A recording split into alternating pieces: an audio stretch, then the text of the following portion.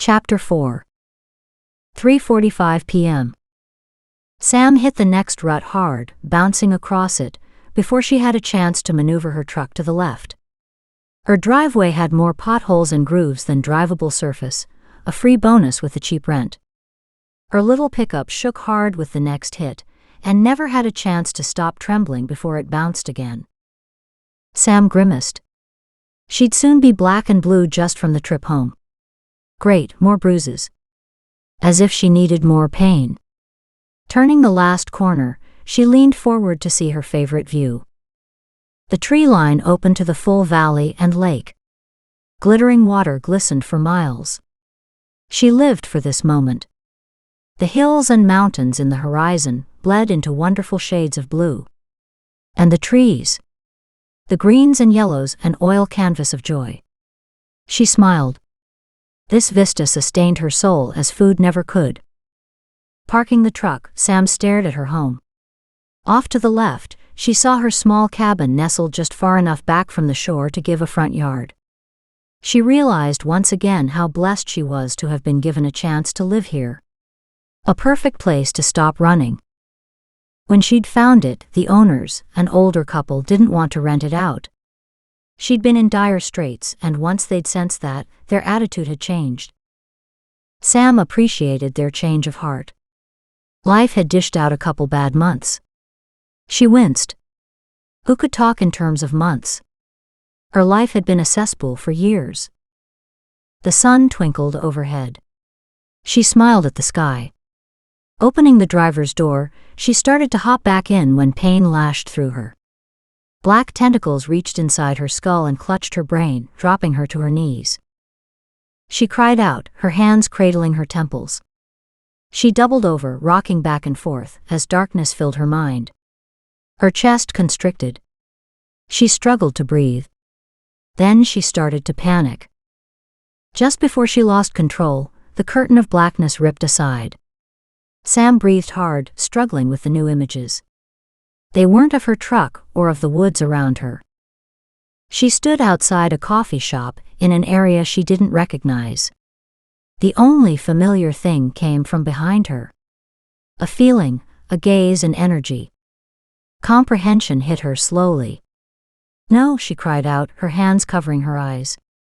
Pain seared her heart as her mind finally understood. Nothing could stop the tears from welling up and tumbling down her cheeks. The killer had just found another victim. 3:55 p.m. Brant preferred to gain information in a less formal way, yet his badge did loosen tongues. Or it had until Parksville. The rotund postal clerk didn't recognize Sam's name until Brant gave her a description. She'd clammed up immediately, to stare at him suspiciously. When he brought out his badge, she became even more belligerent, if possible. You can ask your questions over at the vet hospital, as she works there part-time. She turned away to speak with another customer. Dismissed, Brant left, his curiosity aroused. He walked across the street to the Parksville Veterinarian Hospital and asked his questions there. Sorry, we don't give out personal information on our staff. The older woman was striking in her own way, except for the waves of protectiveness rolling off her. Odd, she too saw him as the enemy.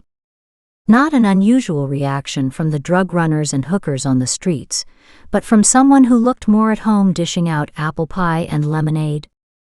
Very strange. Brant turned his badge her way.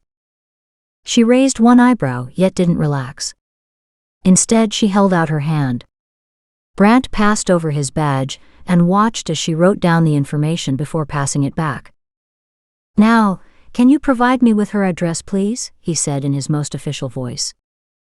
She appeared to consider his words. What required consideration, he couldn't begin to understand. Excuse me, he snapped.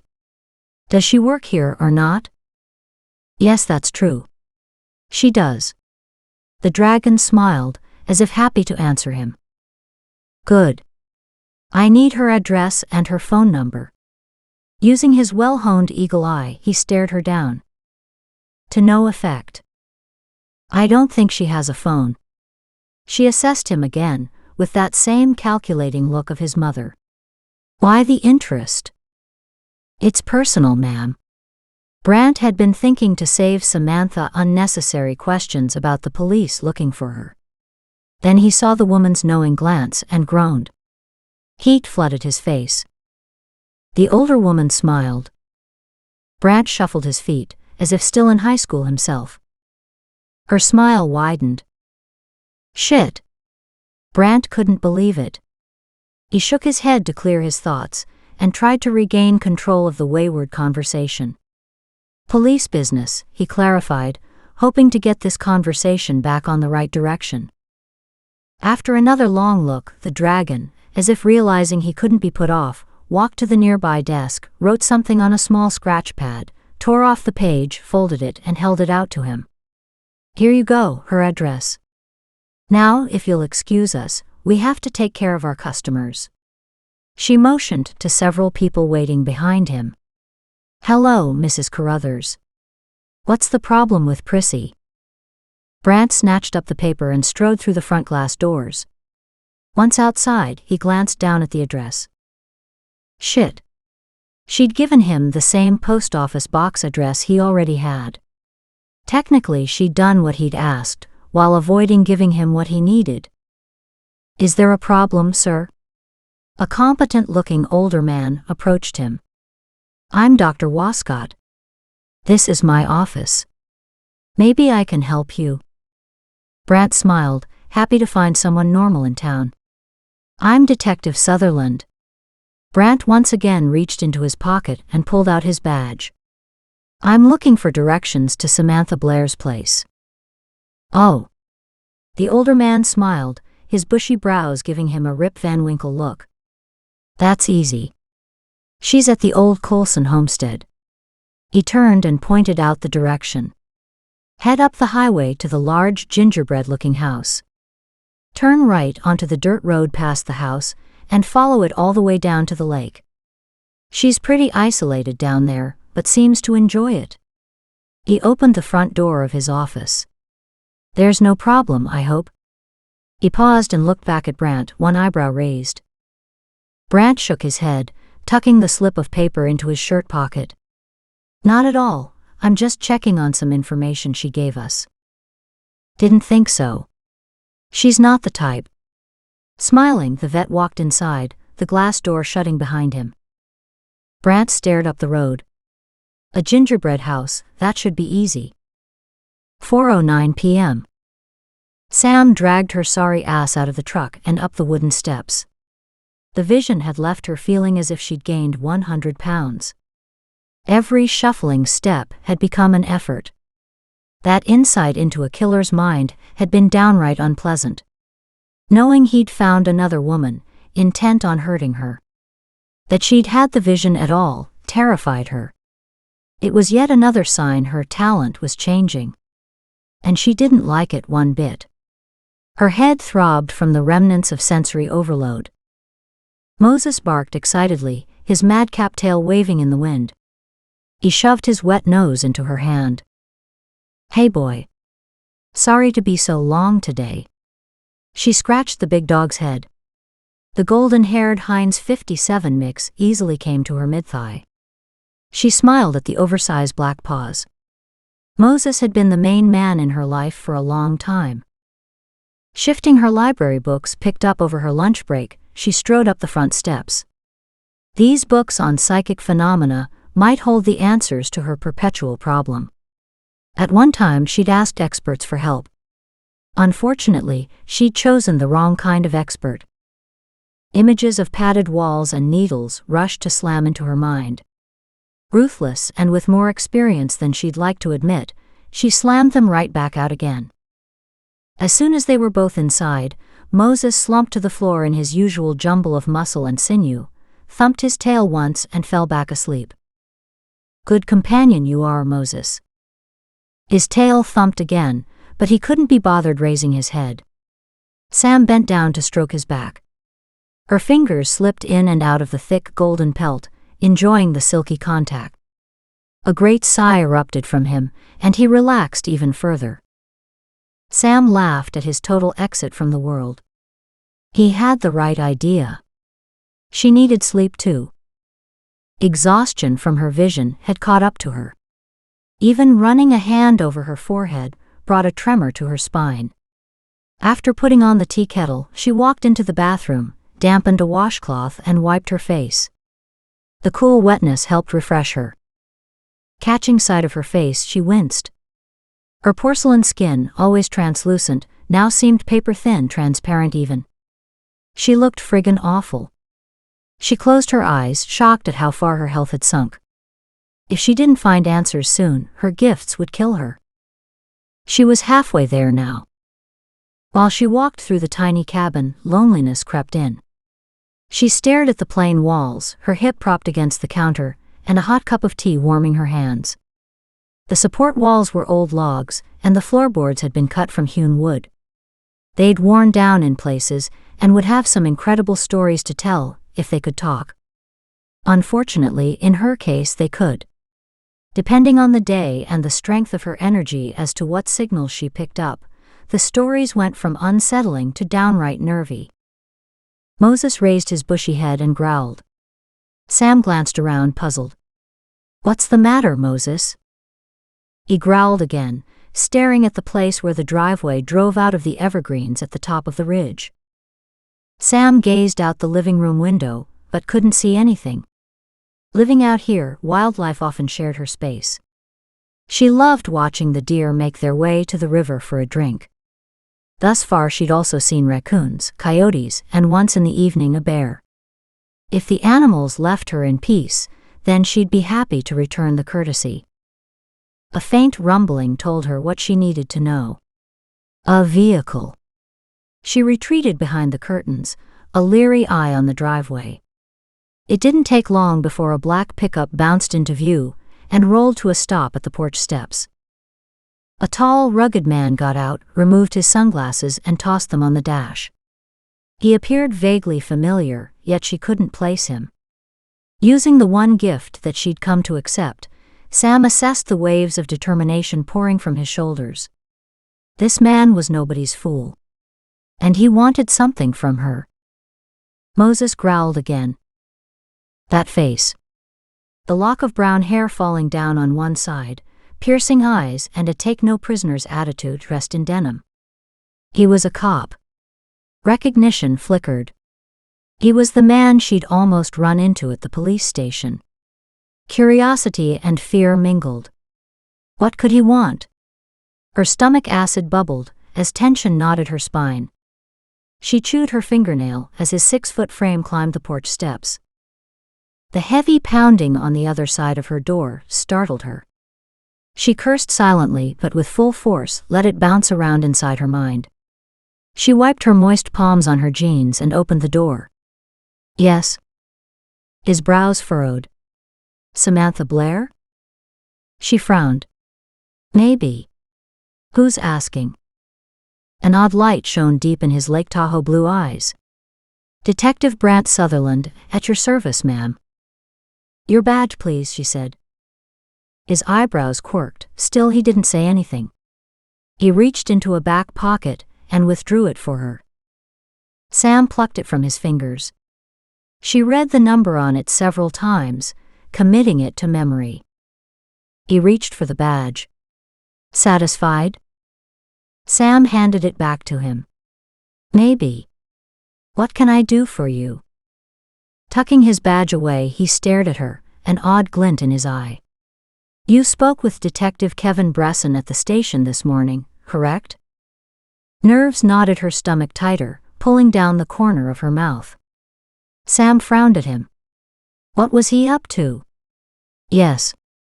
You saw me there. Her stomach heaved. What's this about? He shifted his weight. Why? He didn't seem the type to feel discomfort about much in life. May I come in? She considered his request for a long moment before opening the door wide. Moses followed her, staying close to her side, and nudged her leg. She dropped her hand to his head, reassured by his warm presence. Good boy, Moses. Big brown eyes laughed up at her, his tongue lolling to one side. Moses, is that his name? Sam nodded slowly, studying this lean muscular male, hands fisted on his hips as he watched her. Raw sex appeal oozed naturally from his very presence. She frowned. He was too damn appealing. She didn't like that. Cops were not her favorite people. Sexy ones definitely didn't make her list. Glancing around the small living space, she realized she didn't know what to do. She'd never had any company here before. Did a police visit count as company? Did she sit down with him? Offer him a cup of tea, or what? Awkward and hating the uncertainty, she repeated abruptly, "What do you want?" He surveyed the simple living room, walked over to the closest of the two old sofas, and stopped. "May I sit down?" With a new perspective, Sam saw the threadbare furniture for what it was, shabby signs of dire poverty. It wouldn't have mattered any other time, after all, she lived it. She didn't understand why it mattered now. Sure. She sat on the other couch opposite him, trying to understand why he intrigued her. He glowed with life, with health. He had so much vitality that everything around him paled by comparison. His energy was a beacon she couldn't help but find attractive, the lure of warmth and strength, something she'd experienced little of in life. He dwarfed everything in the small open room. Sam felt tiny, insignificant against his more dynamic presence. He reached across and placed his huge hand over hers. Sam froze. His touch burned into her icy hands. Heat flared. So did confusion. Attraction. Hatred. Pain. Heat. Everything rolled together. Her gaze flew up to meet his. He squeezed her fingers. Only then did she notice she'd been twisting her fingers around and around in a nervous pattern. A habit she'd tried to break for years. She yanked both hands back and tucked them under her thighs, leaning back. Heat still pulsed inside her veins. Heat she wanted to nestle closer to, yet couldn't explain why. Or didn't dare try. Nervous energy bubbled up. She clamped down hard and forced her errant muscles into stillness. Sam waited for him to speak. "Are you okay?" She jerked her head up and down. "Good. Then let's go over the statement you gave Detective Bresson." "Why?" "He didn't believe me." "But maybe I will," he countered. "So please, from the beginning." "The beginning." She cast a careful gaze over him. He prompted her. "You said you woke up inside a woman's body, as she was being murdered?"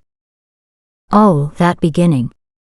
Relief blossomed, and she settled back into the couch. Slowly, succinctly, she explained her story again. "Any idea if his ring had real diamonds in it?" She glanced at him in surprise. "No. I wouldn't know the difference."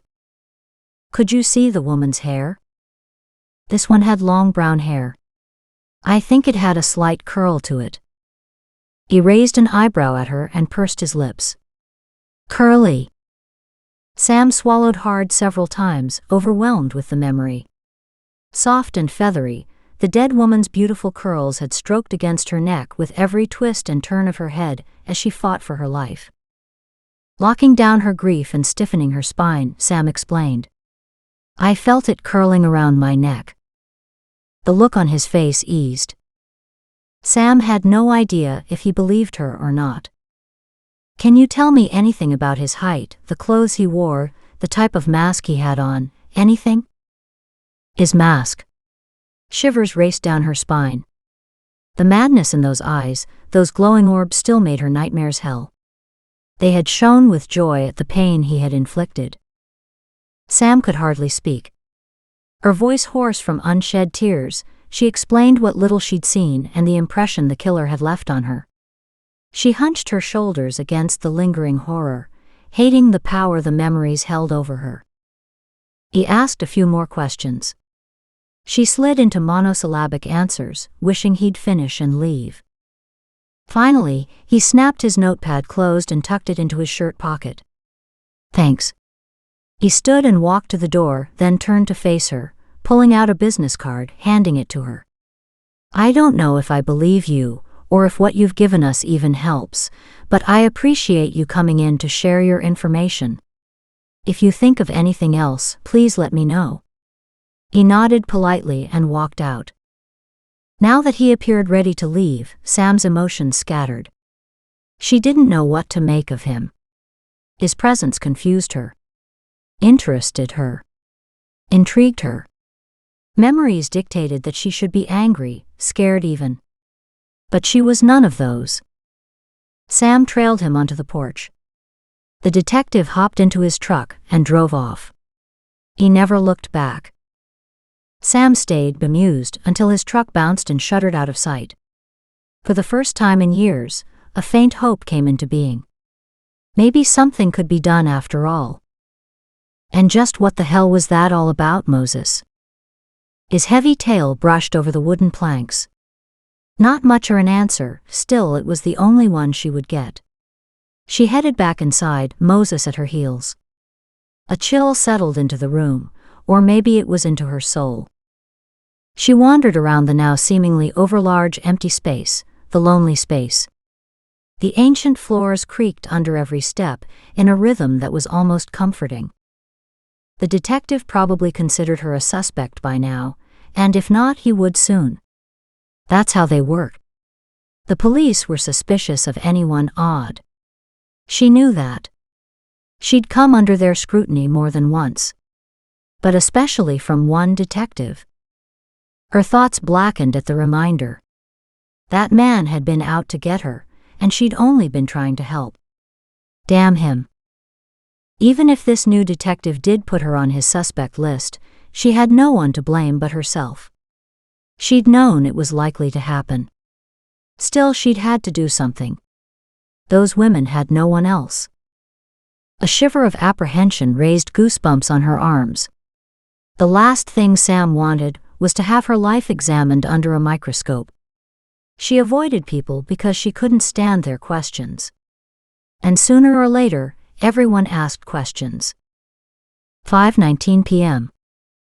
Brant grinned at his mother's antics. He'd stopped in at her self-contained unit in the seniors' complex for coffee and to apologize for canceling out on lunch tomorrow. It didn't take more than a few minutes to realize that some things never change. A beautiful young woman, Lisa, knocked on the door not 5 minutes after he arrived. Maisie wasted no time inviting her in to meet Brant. An obvious setup, yet no different from what his mother put him through on a regular basis in her quest to see him married.